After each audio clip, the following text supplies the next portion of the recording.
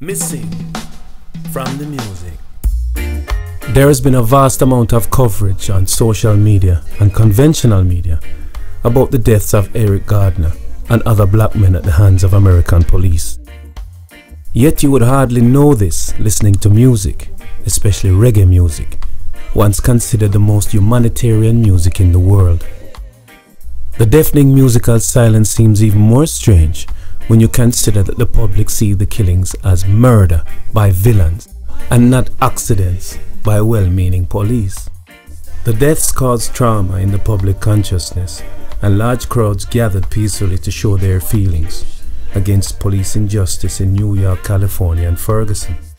At the same time, there were spontaneous protests in London, social activism of a kind that forced a rethinking of crass and horrid opinions of the younger generation as too busy texting and shopping to care about worthwhile causes. On both sides of the Atlantic, there was clever use of slogans such as "I can't breathe" and the raising of hands over their heads, a gesture that points a foreboding finger at the police for killing the innocent. Images that cemented the movement and crystallized what was at stake. Ultimately, resonating thoughts of lynching, the color bar, and the perennial yoke of post-slavery race relations. Jamaica, oddly enough, has a long history of police deaths that amount to nothing. The police say that there are men with guns willing to commit acts of deadly violence, and therefore a response is needed.